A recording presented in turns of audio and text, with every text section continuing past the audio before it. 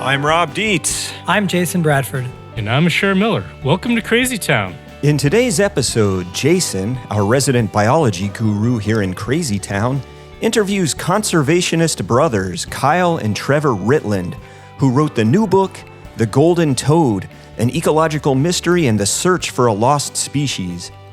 These three eco-explorers connect over wondrous habitats and critters in Costa Rica's cloud forest and swap stories that cover Lazarus species, global pandemics, self-taught naturalists, birding, and even pregnancy tests. Spliced into the nostalgia and stories are reflections on how to cope in a world where biodiversity is declining and how to regain the connections that modernity has severed between humanity and wild nature. Here's Jason, Kyle, and Trevor. All right, Kyle and Trevor Ritland. Never met before. You're a different generation than I am, but we have a lot in common historically. Monteverde, cloud forests, climate, biodiversity, an adventure tale. Thanks for having us, and we're happy to join you and talk about toads, something we love doing.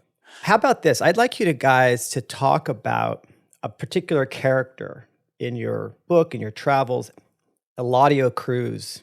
Tell us who this guy is. Introduce the listener. Who is Eladio Cruz? Well, you've hit on what I think kind of the book orbits around, and he's really the person that made me, when I was, a younger guy in Monteverde, kind of roaming around and doing my thing, realize there's a story here and it needs to be told, and it hasn't been told before. So Eladio Cruz's story is he's a local guy, actually from the San Luis Valley, just down the hill from Monteverde, Costa Rica, whose father, when he was a kid, took him up and over the Continental Divide into the Peñas Blancas Valley in the kind of Wild West homesteading days of this region in Costa Rica. And he is one of the people who had a relationship with this golden toad, this bright orange toad species that was known only to this ridgeline above Monteverde, the same ridgeline that he and his dad crossed to get into the Peñas Blancas Valley when he was a little kid. And when Eladio was a little bit older, he was hired by actually a Quaker settler from the United States who was developing a dairy farm in Monteverde to clear land up on this ridgeline named Wolf Gwyndon. And Wolf Gwyndon really quickly kind of discovered these toads, and Eladio was there with him when he was, clearing pasture, and they both sort of fell in love with this species. And it led to, in the long term, Wolf and Eladio working to, rather than start to cut down all this forest for pasture land, work toward preserving that forest with a local visiting biologist named George Powell. And that was a story that I'd kind of heard when I was visiting Monteverde of he's a self-taught naturalist who, didn't get a degree in biology from the University of Costa Rica, but knows everything about this local ecosystem. And it was his story of seeing golden toads, this unique endemic species, 2 years after they were largely believed to have disappeared entirely, gone extinct. That made my brother Kyle and I start to ask questions, and we learned that Eladio had never been back to this place where he had seen golden toads years after the decline. And we said, well, we have to go back there with them. And that's kind of what kicked off what has led to this book. Yeah. And you touched upon so many elements of this, and we're going to sort of draw them out over time because Monteverde is a really fascinating place because all these different characters, it's like there's this convergence of different cultures and characters that have come together that create this kind of a unique place in the world. Unique because of the combination. I would say the forest itself, I've been to cloud forests around the world, and so if you just plot me in, I may not know where I am exactly. Like after a while, I can maybe tell you what continent I'm on, but they have this certain aspect to them, which is kind of similar. This mossiness, right? The stunted trees, if you get into the ridge lines where there's a lot of wind. And that's where these toads were on this elfin forest, stunted by the wind. And it's often this juxtaposition between sort of a drier side, a wetter side, and the movement of these air masses creating these strong winds, right? Tell me a little bit about the different elements that made Monteverde unique. You've got, okay, you talked about the local farmers. These are these Costa Rican farmers, descendant from Spanish colonialists from a long time ago. You have biologists, you have Quakers, and now I guess the fourth element might be tourists. Tourism. Yep. Exactly. It's this sort of weird vegetable soup of all these different personalities and experiences and perspectives coming together in this town. So exactly what you said. You have the kind of the locals, we would call them, the farmers, the ranchers, the homesteaders who are descended from Costa Rican families. And then in the 1950s, you had the arrival of the Quakers from like Alabama, United States, who were fleeing the Korean draft, and they brought this whole different perspective into this town, and they settled in these highland areas of Monteverde, kind of above where most of the Costa Rican families had settled.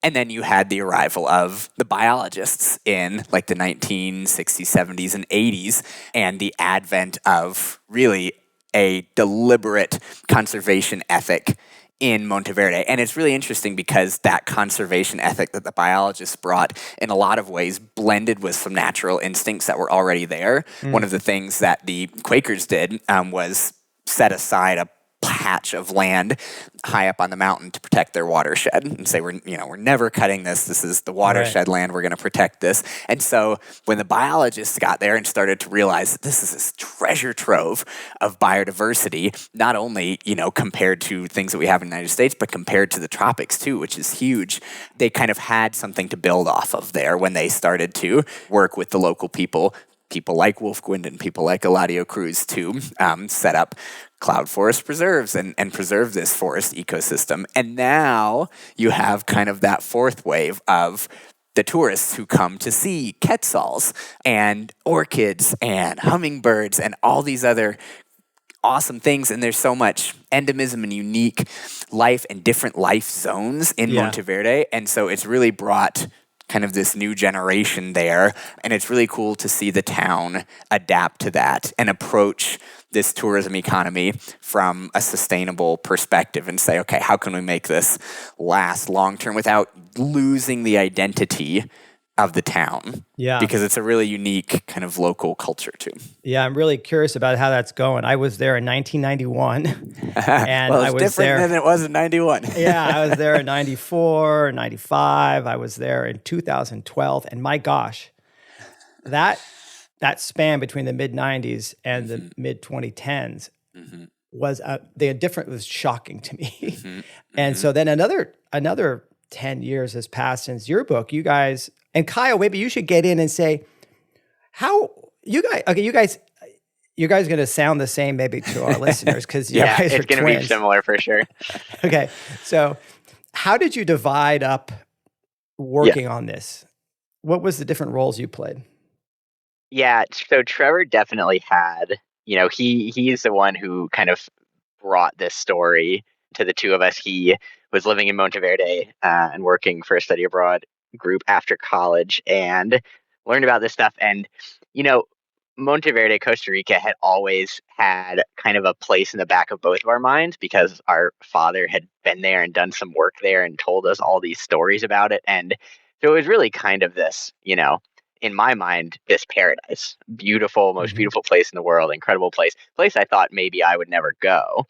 And then Trevor brought this story back of the golden toad and the possibility of its continued existence. And so all of those things that had been hypothetical and fantastical became real, and we went to this place and actually saw what for so long had been this idea of paradise. And that in and of itself is a very interesting idea. And so the story of the golden toad was the story that Trevor always came to tell. And what really interested me the more I learned about it was all of the context that surrounded that. The amphibian decline that followed the disappearance of the golden toad and everything that's come after that. A lot of the amphibian disappearances that were starting to be noticed along with the golden toad's disappearance, that was, kind of the hook for me that drew me into the story of the golden toad as well. So, he and I have always worked together on all sorts of creative projects. And this one was really an excellent one to do that because there were places where we could challenge each other when we came to questions of how and why the golden toad disappeared. Trevor really kind of came with one perspective, I came with another. And like the scientists of the time period, we kind of relitigated that and really tried to get to the bottom of it by pushing each other and challenging and hopefully ended up presenting a balance of those different ideas in the book. Yeah, that's interesting. So when I was there in 91, I remember talking about this and it disappeared. No one had seen it a couple of years. There were specimens at the Cloud Forest Reserve in Monteverde. There was a lot of talk about Alan Pounds and his records of climate. So we were talking about maybe with some warming trends and maybe some hot years that the clouds were condensing at a higher elevation. So that was sort of the story that I had in my head. And boy, it didn't take but a few years later when suddenly we learned about this chytrid fungus and the groups of scientists all sort of from around the world converging on maybe this pandemic that was killing amphibians. Yeah. It's such an interesting story, the way that it unfolded. So when we talk about ongoing amphibian declines, when you talk about the amphibian crisis, 9 out of 10 times what we're talking about is the chytrid fungus, which full name is Batrachochytrium dendrobatidis, is the name of this fungal pathogen that causes a disease called that we refer to as chytrid, chytridiomycosis. And when the golden toad disappeared, right around that time, there were several other amphibian species declining very rapidly, disappearing at various points across the globe. And at first, various scientists studying these species thought that they were isolated incidents. It is something that happens. But when they started to come together, and this really took place formally at the First World Congress of Herpetology in 1989, scientists started to say, there's a pattern here. There's something that we're seeing across the globe, not just these isolated incidents. And at first, various theories were thrown out, everything from UV radiation to acid rain to some very concrete things that absolutely have had an effect, like habitat destruction, like climate. People suspected disease for many years, but nothing had been able to be proven because these species vanish so quickly that often their bodies were not there to be examined or tested. Right. And so what you had were, in the end, 3 groups of scientists across the globe, one group operating in Australia, one group operating in Central America, and another group operating in Washington, D.C., really all kind of having these lucky breaks at the same time, being in the right place at the right time to be able to witness an amphibian population in the midst of their decline. And they were able to test those species, and they discovered really simultaneously, we're talking within the same months of each other, this fungal pathogen. And it's really this great story. We were lucky to be able to talk to different folks from each group who share those contemporaneous discoveries and really were able to show there is an active agent. And Trevor and I looked at this kind of as a murder mystery. What is the killer of the golden toad? And chytrid, this fungal pathogen, really is the prime suspect. What's interesting, though, is that the golden toad disappeared so quickly that it's impossible to prove. Yeah, there's no specimens that have chytrid on it. Exactly. Right. We know that the serial killer of chytrid was operating in this area at this time, but do we have hard evidence that it killed the golden toad? Yeah. No, not necessarily. And that's where the question of climate comes into play, because that's an issue here as well. So there was one particular scientist that I found fascinating because she was this old scientist that had just been working with the taxonomy of this fungal group. Yep. And it's this idea that you have this lone person who no one is paying any attention to. Yep. And is going about her business. And you can think about who's paying her to do this. Like, how did she stumble upon this group of fungi? Like the sequence of events that led to this right person being there, you realize that's kind of remarkable. And the fact that we don't have a lot of taxonomy work going on. And what are we missing? It makes me think, like, what are we missing, right? Yep.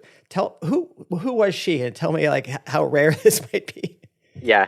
So Joyce Longcore, yeah, amazing person. I was lucky enough to talk to her in person. I'll never forget it. I mean, she's the definition of toiling in anonymity. She was working for years on, yeah, really, you really could not have gotten more obscure in terms of areas of study than these fungal offshoots called chytrids in the 1980s, because at that point, there was really no reason that the public or science in general would be all that interested in chytrids. They're this obscure evolutionary branch of fungi.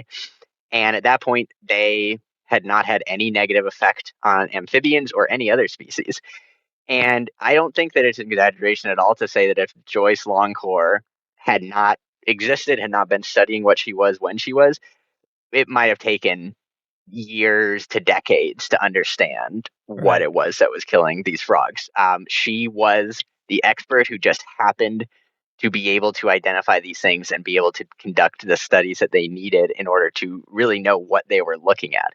And it's something that we didn't have a chance to really go into in depth in the book, but in the years that followed, she spent many years traveling across the globe teaching scientists and conservationists how to test for chytrid in the Mhm. wild so that they were able to identify the fungus in these populations and act before it was too late. And so Wow. her impact on the current state of amphibians in the world is monumental for sure. Yeah. Well, I'm a weird audience for this book because I'm a taxonomist who Yeah. specialized in cloud forests. Yeah. And so, You're the perfect audience for this book. but I'm also weird because in some ways I'm the perfect because it's about nostalgia, right? Like I'm Mhm. thinking back to my 20-year-old self and going, oh my gosh, these characters, I met the Gwendens. I hung out with people there, Bill Haber was Yeah. one of the guys I hung out with. And so there was a lot of that going on in my head. And I actually wanted more of that. And I can tell that you guys are writing to a general audience. And so I'm just jonesing for like, say more Yep. about this scientific detail. Oh, You're hey, I whack. can send you the first We can draft send before you I had to early cut all that drafts. stuff out. Yeah. Yeah. So you didn't write it for me, but I was fine because I had that to go for. You wrote it more for a general audience, and that's great. But you don't need I'm a low-hanging fruit here. So I want to give people a little bit more about if they haven't encountered tropical toads and frogs, because there's some in the US, North America. Around here we have a Pacific tree frog. It's the closest thing we can get to like looking like one of these. But honestly, the diversity of these frogs and toads in the tropics is quite different than what we're used to. And also the sounds they make. Again, I hear bullfrogs and other things calling it, but it's nothing quite like the noise of one of these forests. And it could be from the lowlands up into the mountains, as long as you're in the wet season and you at night. So what do these look like and what do these sound like? And how many species would there have been maybe in some of these rich forests in, say, Central and South America before the chytrid kind of laid waste? Yeah, I mean, if you grew up in the United States, like Kyle and I grew up in South Carolina, and so we would get, tree frogs kind of clinging to the window pane at night, and that was our like cool frog. That was the coolest thing ever. And then you go to the tropics and you realize that you ain't seen nothing yet, especially with toads. When people think of toads, I think they think these kind of brown, blotchy, kind of ugly, warty things. And that's one of the reasons why the golden toad is so unique. And so I suppose I'll start with the golden toad. I mean, the golden toad, Encilius peregrinis, is this bright orange or almost yellow. They have this kind of range of coloration in the males. They're small, but they're bright. And if you have spent any time in the cloud forest, it's like dark and dripping and muddy, kind of dim. And so these bright orange toads would just stand out like a bright red bract of a bromeliad almost. Yeah. And like the most color in that forest. And then the females are like dark black with like red and yellow or orange kind of blotches on them. So both the males and the females super unique, super interesting. And obviously what makes them even more interesting is that they're only found in this one little area. But then throughout Monteverde and the rest of Costa Rica, you have all these other awesome, incredible frog species. I was just paging through my amphibian field guide with my daughter yesterday. You have glass frogs where you can see straight through their stomachs to their organs. You have variable harlequin frogs that have these like pointy noses and marbled red, yellow, orange kind of coloration patterns on them. Very aposematic, almost like a monarch butterfly or a viceroy. You have like gliding tree frogs in the Osa Peninsula. My favorite is these bright green tree frogs with orange on their sides. They look like they have tiger stripes. It's just, I really was not. I thought frogs were interesting when I was a little kid growing up in the United States, and then I went to Costa Rica and I just fell in love with frogs. And in Monteverde, in particular, when you were there, 1991, right, was right around when Alan Pounds was doing his amphibian surveys to see, after the golden toad had disappeared, what else had disappeared. And they had known that there were 50 species of frogs in Monteverde, and at that time, 25 of those species were missing. It's like half of your frogs. But even, can you imagine living in a place that has 50 frog species out your back door? It's like, come on, that's the coolest thing ever. And it's the same with other animals, like huge diversity of birds and reptiles and mammals. But for me, it was always the frogs. And when they're that beautiful and eye-catching and unique, it's hard not to fall in love with them. Yeah. And the noises. Yeah. Well, and that's another thing is, we would talk to the biologists who, arrived in Monteverde in like the 70s or 80s and were there now. And I think Kyle heard this story also from a lot of his folks that he talked to more broadly who were observing amphibian declines, is they were used to the night being this cacophony of frog songs, and you could hear all the different species and pick them out by their calls. And then you compare that to today, where the night is just more silent because we've lost a lot of these frog species too. It's like Silent Spring, but instead of for birds, it's these frogs. And it sort of went, if you weren't living in those areas, it just happened to the world. And it was, there were big articles, I'm sure, from major publications. But what amazes me is we had this, catastrophe for this whole lineage of life and kind of shrugged it off and went on. The world just kept doing what it was doing. And so there was a lot of sadness. A lot of grief that went into this. Reading your book, it was hard to read. And I just, because I've been to these places and I'm thinking to myself, gosh, what has happened in the last 15, 20 years since I've been there. And what did I miss? Like I showed up to a lot of places after this had gone through. I was in places in South America that probably hadn't been hit yet, but by now, what's gone on? That's astonishing to me. But the other thing that's interesting is there's this term called Lazarus species.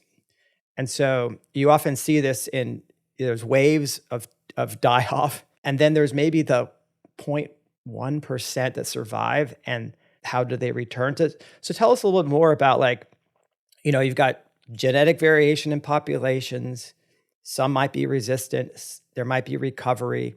What's the state of recovery of frogs? Well, first, maybe give us what's the state of die-off that happened maybe? And then what do we know about recovery? So Kyle can probably speak more to this, but so BD, chytrid fungus, that was responsible for the decline of frogs in the 80s and 90s. I think that the stats are, it was responsible for the decline of over 500 amphibian species and the total extinction of almost 100. That's a lot. Yeah. And even those that just declined, they may not be extinct, but do they have the genetic diversity to return to stability? Hard to say. And what's funny is, it's so hard to know. And even the people who are on the ground measuring these things, nobody can put firm numbers to things. Nobody can even tell us how many species of amphibians there are globally, or in Monteverde, or in the southeastern U.S. And then when you start to ask how many have we lost, it's so hard to pin it down. We know those general numbers, but what a couple folks that I spoke to said, and I think about this a lot too, is there are probably species that were not even described by science that have Right. disappeared due to chytrid and the collective effects that we'll just never know about now. Yeah, I'm sure. At the other side of that coin, though, this is where I like to be more hopeful, is a lot of those species that did decline due to all of the contributing factors of this time period, chytrid, habitat destruction, climate change, a small handful of them over the last few years that we thought were gone have started to come back and give us hope for some of those species, like the golden toad, that hasn't been seen in 30 years. But you start to think about, it's this big, deep forest, and how often do people go to this exact spot, the exact right time of the year? And so we touch on a couple of those in the book. There's plenty more interesting stories. A few of them that happened in Costa Rica is that there's this species of green-eyed frog that had disappeared from Monteverde that has returned to Monteverde. Now, there are other species like the variable harlequin frog that we thought was totally wiped out from Costa Rica, and there are a handful, I think 8 populations now known to be back recovering in Costa Rica. And what's really interesting with that species, I was lucky enough to see one of those populations in March, is that the chytrid fungus has been detected in these populations, yet they are resilient, which means kind of they're doing their part in developing natural resistance to these factors that almost wiped them out. Chytrid, climate change, they're adapting. We need to do our part in preserving the forest so they have a place to come back to, and helping to connect those populations so that there is some genetic diversity, there is a future, and they're not just these kind of lonely pyres burning down, because that's what they are right now. Yeah, and the one that stuck with me was the Volcan Barva. There was the relative of the golden toad, I believe. And that is coming back. So that's pretty cool. You know, that lineage has this representative still. And they're weird because they live underground almost all the year. Like, I can't, what are they, like, rodent holes or something? What are they doing? Yeah, you know? I know. And so that's the Holdridge's toad, and the golden toad was also believed to be fossorial, living underground for most of the year. And that's just, it's another one of those little things that gnaws on you at night when you've made your peace with this species extinction, you know, is, well, you know, maybe they're still out there and they're underground when we walked by and they were looking up at the dirt falling on their heads. And so it's still, it gives you hope when those little stories come back. You couldn't make it up. I mean, if you wrote a fictional book about a missing toad that also goes underground for large periods of the year, it's like, yeah, of course it could still be out there. It's underground. Yeah, it feels a little bit like the Bigfoot or something like that. Like, you know, exactly. The generational difference between us is interesting to me. Think about, I grew up in, 70s, 80s, in college in the 90s. And I think about the idea that, we hadn't gone too far yet. Maybe we could pull back from the brink, and there was this, you'd see trends, but then there were negotiations, there were conferences, in Rio or whatever. We had the Montreal Protocol. And I've kind of become disillusioned since then. Honestly, it's sad. But I think about, like, I had a youth. I had a youth where I thought, okay, as a scientist, I'm going to make a difference here. And I think I've sort of lost that, at least at the big institutional level. And I just wonder, like, I'm 56. How old are you guys? 32. And he's 32 and 1 minute older. So that's quite a bit. That's a couple decades plus. What's it like growing up, seeing that it kind of we haven't done much? It feels well. Like. Let me give you some words of wisdom here, Jason, from my youthful, my youthful perspective. I find hope in the people that I meet on the ground more than I find hope in the big institutional processes. I mean, I think the big picture is always a pendulum. And it seems like it's kind of swinging wider and wider instead of swinging down. It's like right now we're over here, hoping we're going to swing back over here at some point. So it's hard to kind of have hope and optimism on a large scale when so many big political and institutional things are kind of tramping that hope down. But when I go to Costa Rica and I meet like the local farmer who turned his pasture into a nature reserve and discovered a new frog there, that gives me hope. You know, when I talk to Eladio Cruz, who's like spent his whole life devoting it toward conservation after living on like the 5th generation of being a farmer who cut down trees for a living, like that gives me hope. The people running these little NGOs and nonprofits in Monteverde, like there's Core Klima that does climate change mitigation, and like the Children's Eternal Rainforest. It's like they're going to go one by one and talk to this farmer about buying his land or convincing him to kind of let this patch of his land go a little bit wild so that there's a little bit more habitat. Like those, it's kind of a game of inches, but those people are the people that give me hope. So I look to those smaller stories. I think I definitely agree with that. I mean, I think the thinking about the personal impact of things as opposed to the institutional impact of things, that's something I think about a lot. I mean, you know, we grew up in the time where we were told by recycling and trying not to drive as much that we would save the planet. And, you know, now we look at those things and say, that sounds a lot like big oil just wanting to take the burden off of them and put it on me. And yet at the same time, I think, you know, I've gone through that process as well of feeling hopeless and disillusioned because I don't feel like the institutions are getting us where we need to go through some of these projects that we've done, like Trevor says, to see the impact that individual people can have. And I'm not just talking about, you know, conservationists or scientists. In some of the work we've done in the southeastern US, where there are very vulnerable salamander populations. Southeast is the hotspot of salamander biodiversity in the world. You know, a single farmer choosing to not cut down all of the grass and vegetation along their creek bed, that might be what makes the difference for a species or a population of salamander. That's huge. And I think that there are a lot of things like that. And I think the other thing that kind of goes hand in hand with that is it can be very tempting when you do rely on the institutions to say, well, the institutions are going to handle it and I don't have to worry about it or think about it. And I think what we often see is a vicious cycle of it's overwhelming, so people tune out, so they disconnect. And I think the difference, if we're going to talk generations, I think one of the difference generationally is, you know, we heard the stories of our father growing up, always out in nature, chasing butterflies, running through fields away from bulls in pursuit of butterflies at some points. And Trevor and I were lucky enough to grow up with that. Like he created that experience for us because he knew it was valuable. And, you know, Trevor and I both became fathers this past year, and now we feel tasked with that same thing. And it's harder now, you know, that the nature around us is getting sliced and diced and paved over in many cases, and the distractions from the real world are getting stronger and more pernicious as well. What's the real world?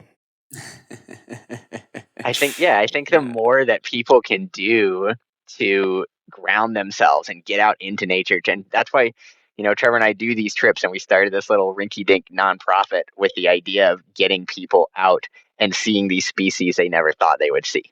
And when you do that, when you're able to connect with that, I think that just caring has such a huge impact, more so than people think.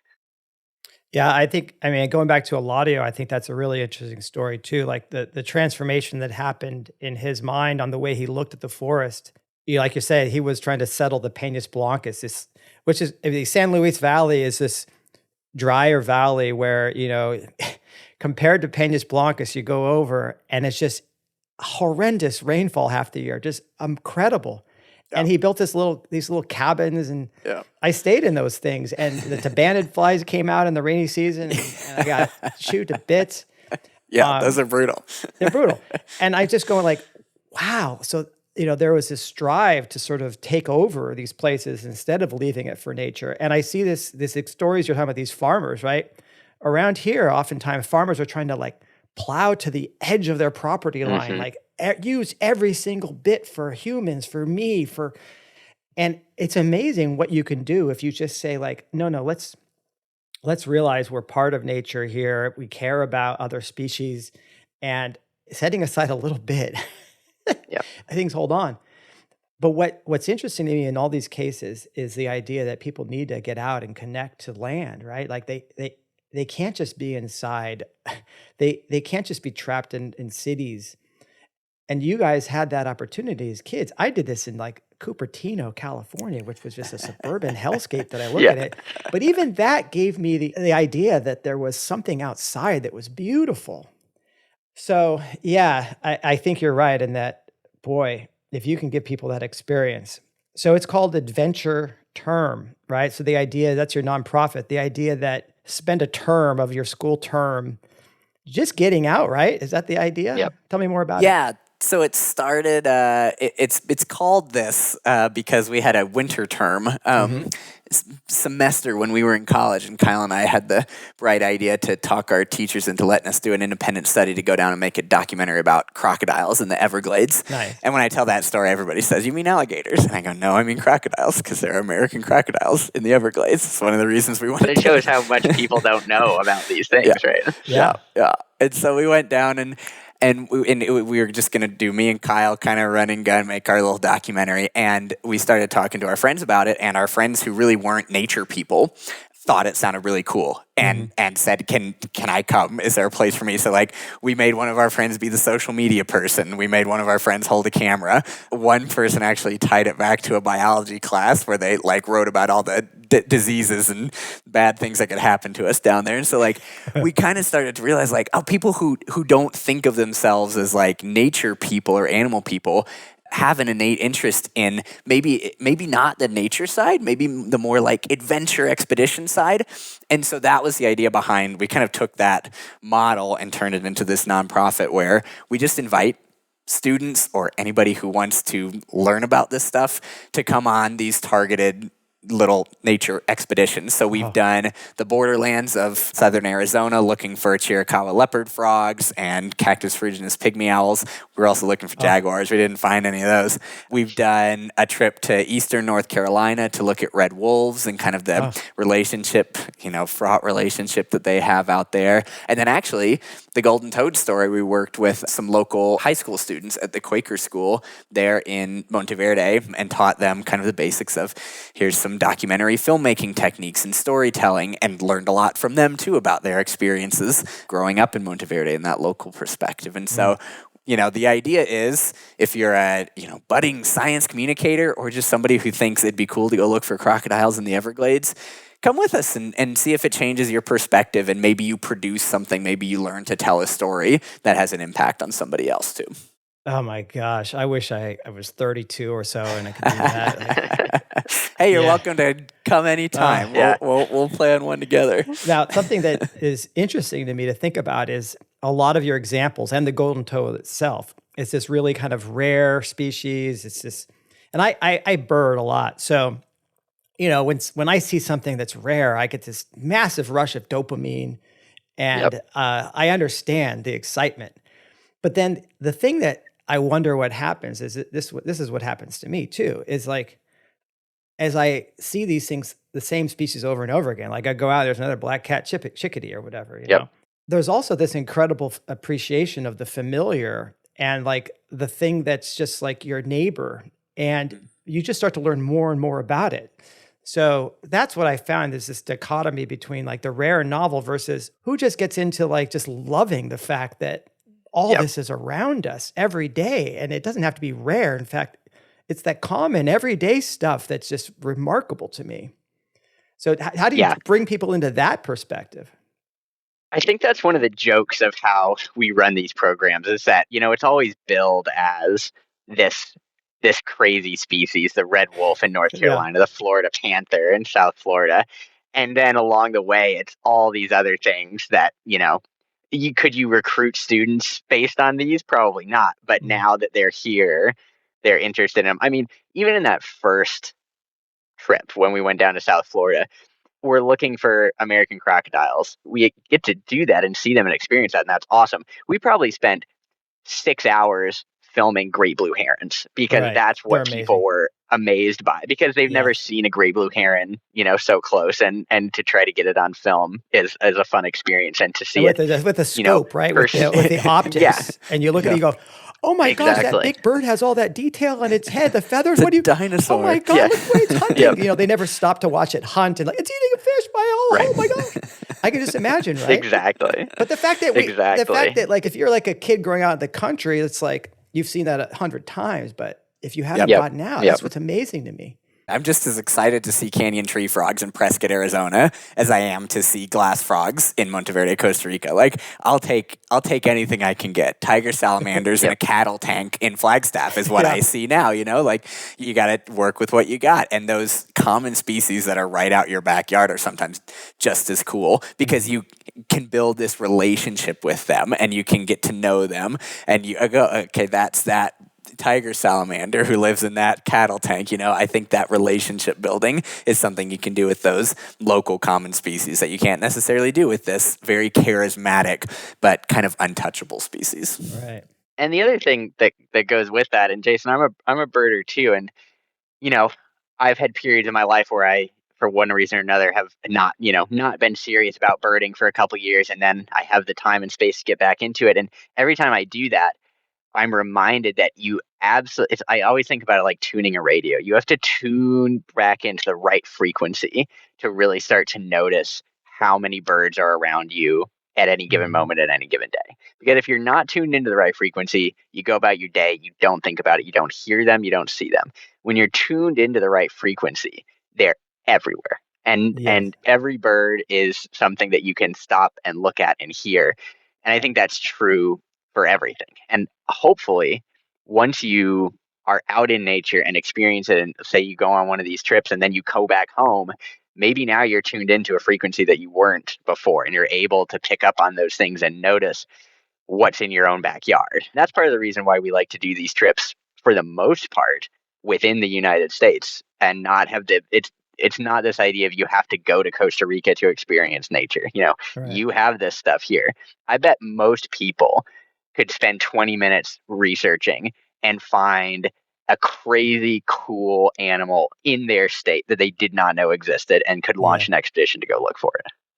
Oh, totally. I know. That's what's amazing to me, is like what's in your backyard. It could be absolutely incredible. There were some Australian scientists that during COVID, they found like 1,000 species in their backyard. Like it was an amazing story. I don't remember the details. And the state of mind, I get mad at myself when I'm birding sometimes, because my mind will wander, and I'll start like, I'll answer a text or whatever. I'm like, I'm going to go bird for 20 minutes. And the next thing I know, I'm getting pulled into the modern world, and I get mad because the difference in my attention, like if I'm really out there and I'm just in full awareness of what's going on around me, you're right. It's like, oh, there's a flicker over there. Oh, and I just heard a Swainson's thrush kind of make a little call. And, oh, I'm not sure what that is. Let me walk that direction. And those are things you'll miss, right? Yep. And you won't know about. And so I think it's really healthy. I think we evolved to be aware of our environment. And now, we spend a lot of time insulated in these kind of cocoons of the car and the built structures. So I think it makes you more of a human, a real human, to do that. Something that also was interesting is to think about is that chytrid, was so devastating, and you guys were doing a lot of this work during the pandemic. And the pandemic didn't like wipe out 99% of humanity, but by gosh, I've got there. You think of these things like the fungus that destroyed the chestnut, eastern chestnut pine. Right now, we've got an emerald ash borer that's raging across the U.S. And sometimes I just this came up during the pandemic. Like, how bad is this going to be? And obviously, it was some millions of people died, but there's still 8 billion people around. You just wonder, right? Given our world, what could happen? Yeah. It was impossible for that not to be on our minds when not only we were writing this book, but when we were kind of doing the things that we would later write about. I mean, when we went back with Eladio to this spot in 2021 to look for golden toads, the photos of us were all wearing masks because that was summer of 21 was still deep COVID time. And it was impossible not to draw those connections between this pandemic that these frogs went through and this pandemic that we as a species were going through. And what can we learn from what they went through and apply either here or the next one? Because of course there'll be a next one. And hopefully we're learning from those things as we go. And those things that drove these frog species either to extinction or right to the brink, climate change and disease, those are like the two biggest things that are threatening our species too now and in the next, century. Can we learn and adapt to those things as quickly as some of these frogs did, or will we go the way of the golden toad? Those are big questions. Vamos a ver. Yep. Yeah. And from the disease perspective, it's important to remember that chytrid wasn't just this flash in the pan, more deadly than anything that had ever existed. It's a deadly disease, to be sure, but it was able to have the impact that it did because we live in a globalized world. Right. And if you look at when it hit, you look at this is when the world was really becoming quickly interconnectable. And what we do know, we don't know everything about the origin and spread of chytrid, but what we do know was that it was an established disease in Southeast Asia that was coexisting. The species there had developed over eons an evolutionary resistance to it. And then it, through the help of humanity, with no question about that, spread across the globe. And it met these vulnerable populations that had no resistance to it. And obviously we've seen that in human history, and we're going to see it again. And it is largely because of how we live in this connected world that allow these things to spread and to do so quickly. So yeah, it is a model for many diseases that have impacted humanity and many that certainly will. And there's a crazy connection to pregnancy tests. I mean, this is a great crazy town story. Like, tell us about the pregnancy test connection to all this. It's absolutely wild. It's one of these things that when I was researching it, I had to keep digging further to make sure that this story was not fake. But yeah, basically, one of the ways that they used to check pregnancy was by injecting hormones into this frog, this African clawed frog, and seeing what would happen. And it functioned as effectively this pregnancy test where the frog would, develop, show signs of pregnancy that could then be shown as a positive test. And so these frogs were collected and shipped all across the globe. And it turns out that they were carriers of chytrid. And there are historical accounts of like, oh yeah, our fridge was overflowing with these frogs, so we just opened it and letting them hop out the door, and they ran out into the stream outside. And it is an indicative story of how chytrid spread. It's not the only way that chytrid spread. Yeah. But yeah, it's a perfect example of human beings tampering with something that we have no possible understanding of, but just know that, hey, this seems to work for something that's convenient for us. So we're going to scoop up thousands and millions of these frogs and ship them across the globe. Yeah. This is why I love talking to biologists, by the way, because when I was in grad school, we had this thing called Friday Beer Hour, and every Friday at 5, we would get together, and it was in Missouri, and there was a fridge, and you put 50 cents in a jar, and you get a cheap beer, and and then all that would happen for the next 2 hours or more, maybe you order pizza, was crazy stories like this would just come up. Yeah. And there was an endless font of wondrous awe and madness, usually. But that's what it's like to be a human this day and age, isn't it? Yeah. Well, and I think that's, I love biologists are like the best storytellers, and they have the best stories. And that's how we came to this story, is basically a tall tale from our dad of oh, you won't believe about this crazy frog I heard about, So it's funny that those stories are still having an impact that, brought us all to this conversation right now. Is all this came from a story Kyle and I heard from biologist dad. Well, that's great. I'm glad you had a biologist dad, and I'm glad that you're a couple of youngish guys that are adventuresome, but also know how to sort of connect to people and give them this sense of awe and appreciation and figure out what part they can do. Because I think you're right, the initiative you can take, the control you have in your own life is something important to develop. So, Kyle, Yep. Trevor, congratulations on the book. The book title again, The Golden Toad, and what's the subtitle again? The subtitle is An Ecological Mystery and the Search for Lost Species. Okay, The Golden Toad, An Ecological Mystery and the Search for Lost Species. Well, It was really good meeting you and talking and feeling the nostalgia again. And so thank you guys for coming on to the Crazy Town podcast. Thanks for having us. Great talking thank to you you. too, and thanks for the stories, and keep telling crazy stories. All righty. Bye, guys. Thanks, Jason. Bye. This is Crazy Town producer Alex Leff. If you like what you heard, please share Crazy Town with your friends and family. And today, instead of our usual outro where a share goes, Crazy Town, do-do-do-do-do, take a minute to listen to this chorus of fire-bellied toads and consider what you can do to make sure these sounds remain part of the fabric of nature for generations to come.